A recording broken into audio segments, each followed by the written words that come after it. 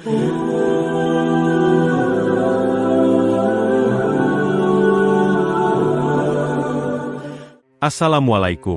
warahmatullahi wabarakatuh. Sahabat Mumtana, sebelum menyimak kisah cerita hari ini, saya sarankan untuk menulis sholawat kepada Nabi di kolom komentar. Semoga sholawat kita menjadi penolong kita kelak di padang mahsyar. Kami doakan semoga kalian mendapatkan rezeki yang barokah dan diberi kemudahan oleh Allah Subhanahu wa Ta'ala dalam menjalani kehidupan sehari-hari. Di sebuah desa yang tenang di pinggiran kota Bogor, terdapat sebidang tanah luas yang telah diwariskan turun-temurun. Tanah tersebut milik Pak Arif, seorang pensiunan guru yang kini menikmati masa tua bersama istrinya, Bu Reni. Mereka menjalani hidup sederhana dengan bercocok tanam dan merawat kebun yang telah mereka rawat sejak dulu. Kehidupan mereka berjalan damai, jauh dari hiruk-pikuk kota. Namun, kedamaian itu tiba-tiba terganggu ketika sebuah ormas bernama Jaya Perkasa datang. Sekitar 15 orang bertubuh besar mengenakan jaket hitam dengan logo Jaya Perkasa di dada, mengendarai motor dan mobil pick-up. Mereka turun dengan cepat, tanpa banyak bicara, dan mulai memasang patok kayu di sekitar tanah milik Pak Arif. Spanduk besar yang bertuliskan, "Tanah ini dalam sengketa. Dilarang melakukan aktivitas apapun, pun dipasang tanpa izin." Warga sekitar yang melihat kejadian tersebut hanya bisa terdiam, khawatir dengan kekuatan ormas itu. Pak Arif yang menyaksikan dengan mata kepala sendiri, langsung mendekati mereka. "Ini tanah saya. Ada urusan apa kalian pasang segel di sini?" tanyanya dengan suara yang tenang namun penuh ketegasan. Seorang pria bertubuh besar yang dikenal sebagai Bang Adi menoleh dengan tatapan dingin dan menjawab, "Bapak boleh bicara nanti di kantor desa. Kami hanya menjalankan tugas. Tanah ini sudah dibeli oleh investor. Ada suratnya," jawab Bang Adi. Pak Arif merasa yakin bahwa tanah itu sah miliknya. Namun Bang Adi tetap memaksa agar tanah tersebut tidak dimasuki lagi. Dengan rasa cemas, Pak Arif pulang ke rumah dan membuka lemari dokumen, memastikan sertifikat tanahnya yang sah. Ia tahu, meskipun memiliki bukti yang kuat, kekuatan hukum bisa kalah dengan tekanan dari pihak yang lebih berkuasa. Malam itu, Pak Arif duduk termenung di ruang tamu rumahnya, memikirkan kejadian yang baru saja terjadi. Spanduk besar yang dipasang di tanahnya masih terbayang jelas di pikirannya.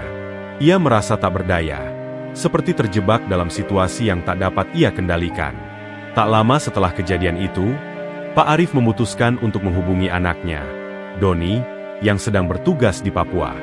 Dengan tangan gemetar, Pak Arif menelepon melalui video call.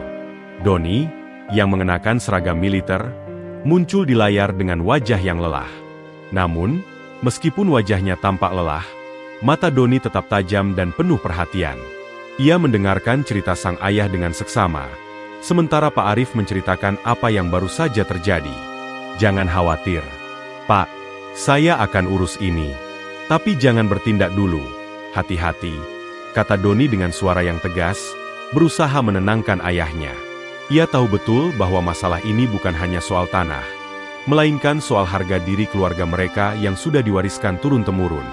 Setelah percakapan itu berakhir, Doni berdiri di luar tenda militer di tengah malam yang sunyi.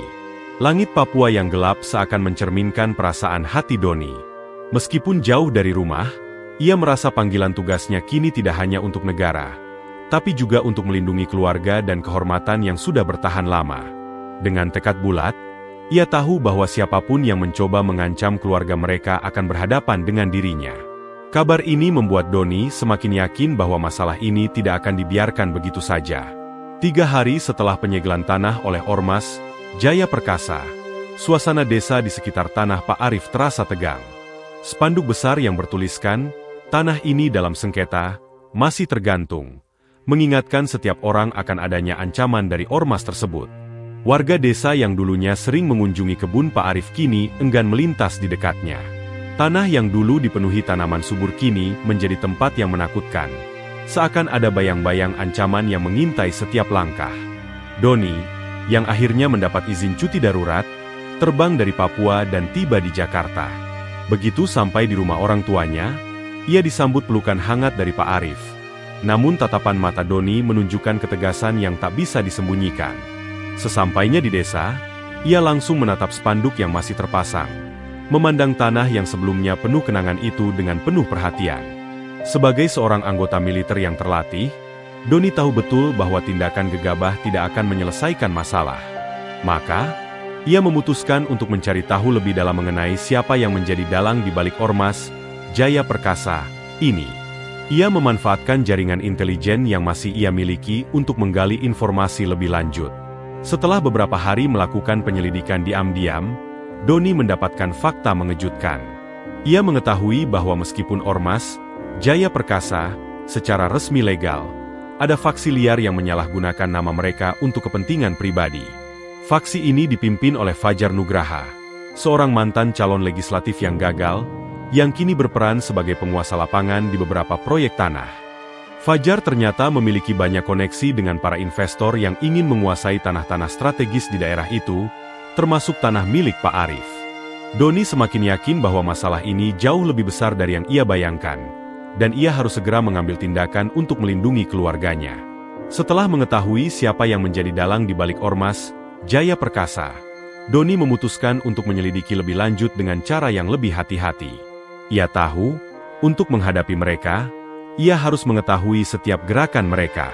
Tanpa menunggu lebih lama, Doni merencanakan sebuah penyusupan diam-diam ke dalam sebuah warung kopi yang sering dijadikan tempat berkumpul oleh anggota ormas tersebut. Warung kopi itu terletak di pinggir jalan desa, tempat di mana para anggota ormas sering berkumpul untuk merencanakan aksi mereka. Pada malam itu, Doni berpakaian sederhana dan menyamar sebagai salah satu pelanggan warung kopi. Ia duduk di pojok warung, memesan kopi panas, dan mulai mendengarkan percakapan para anggota ormas yang tidak menyadari kehadirannya. Di tengah percakapan itu, Doni mendengar sebuah rencana yang mengerikan. Seorang anggota ormas yang dikenal dengan nama Iwan berkata dengan suara lantang, "Tanah itu enak, strategis. Kita tinggal tekan aja orang tua itu. Kalau masih bandel, hajar pakai surat mediasi, nanti belakangnya kita urus." Doni merasakan ketegangan dalam dirinya. Percakapan itu mengungkapkan bahwa mereka benar-benar berniat mengambil alih tanah Pak Arif dengan cara paksa. Mereka tidak hanya mengandalkan kekuatan fisik, tetapi juga menggunakan kekuatan surat dan manipulasi hukum untuk mencapai tujuan mereka. Doni mencatat setiap kata dengan hati-hati. Setelah mendengar percakapan itu, Doni merasa semakin yakin bahwa ini bukan sekadar masalah tanah, tetapi ada kepentingan besar di baliknya. Ia pun memutuskan untuk bertindak lebih lanjut. Keesokan harinya, Doni mendatangi kantor desa, membawa rekaman suara dari warung kopi dan fotokopi dokumen dari BPN Pusat yang membuktikan bahwa sertifikat tanah Pak Arif sah. Ia berharap, dengan bukti ini, ia bisa menghentikan tindakan ormas yang sudah mulai melampaui batas. Namun, seperti yang ia duga, kepala desa hanya bisa mengangkat bahu, memberikan alasan bahwa ormas tersebut memiliki backing yang kuat. Doni tahu, ini bukan hanya soal tanah, tetapi soal siapa yang lebih berkuasa. Ketegangan semakin meningkat seiring berjalannya waktu. Warga desa yang awalnya pasif kini mulai membuka mata mereka. Mereka melihat bagaimana ormas Jaya Perkasa menguasai wilayah mereka tanpa rasa takut. Di sisi lain, Pak Arif dan Doni merasa bahwa hanya ada satu cara untuk mengakhiri semua ini, melawan langsung. Pada suatu pagi, kerumunan warga sudah mulai berkumpul di jalan tanah yang menuju kebun Pak Arif. Mereka berdiri di balik pagar dan pepohonan, mengawasi dengan khawatir. Di tengah lapangan yang terbuka, anggota ormas Jaya Perkasa berdiri berjejer, siap menunggu kedatangan Doni. Mereka mengira bahwa kekerasan fisik bisa mengalahkan segala hal, termasuk hak milik yang sah. Doni datang seorang diri, mengenakan seragam militer dengan baret merah yang menjadi simbol kebanggaannya. Langkahnya tenang, matanya tajam seperti pisau, dan sikapnya penuh keyakinan. Ia tahu betul bahwa hari ini adalah titik balik, harus ada perubahan. Begitu ia tiba di lapangan, pandangan mata Doni langsung tertuju pada Bang Adi, ketua lapangan ormas tersebut. Tanpa mengatakan sepatah kata pun, Doni langsung berdiri di hadapan Bang Adi, yang juga menatapnya dengan penuh tantangan. "Tanah ini milik keluarga saya. Sertifikat sah, tapi kalian malah main segel. Sekarang, cabut semua spanduk itu dan pergi," ujar Doni dengan suara yang penuh kewibawaan. Bang Adi yang marah langsung membalas dengan suara lantang, "Lu pikir karena lu tentara, lu bisa semena-mena? Tanpa ada kata-kata lagi, pertarungan pun pecah. Bang Adi menghantam duluan. Tetapi Doni yang sudah terlatih dengan gerakan militer menghindar dengan gesit dan membalas dengan sebuah pukulan siku ke wajah Bang Adi.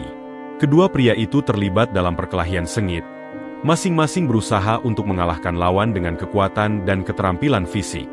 Suara pukulan yang keras dan tubuh yang bertumbukan terdengar memenuhi udara pagi itu.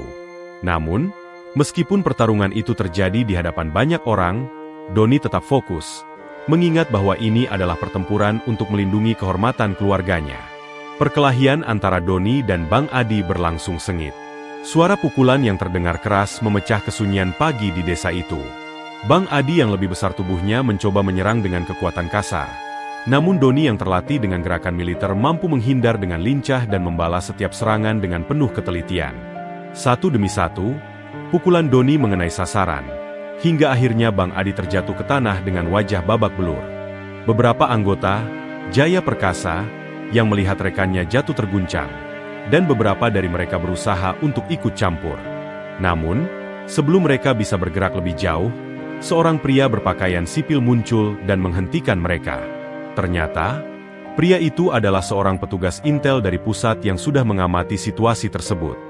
Dengan membawa surat resmi dari Badan Pertanahan Nasional, BPN, dan Kementerian Agraria dan Tata Ruang, ATR, petugas tersebut mengungkapkan bahwa semua surat yang dibawa oleh ormas itu adalah palsu. Mobil polisi datang tak lama setelah itu, dan beberapa anggota ormas yang sering terlibat dalam kasus serupa langsung ditangkap. Mereka terlihat kebingungan dan terkejut, seolah tak menyangka bahwa mereka akhirnya akan menghadapi hukum. Bang Adi, yang masih terbaring lemah di tanah, dibekuk dan dibawa oleh polisi dengan wajah penuh penyesalan. Doni berdiri tegak di tengah lapangan, tubuhnya penuh dengan debu dan luka, tetapi ia tidak menunjukkan ekspresi senang. Hanya matanya yang menatap spanduk, tanah ini dalam sengketa, yang kini mulai dicabut satu persatu. Meskipun tanah itu akhirnya kembali ke keluarga Pak Arif, kemenangan itu terasa pahit baginya.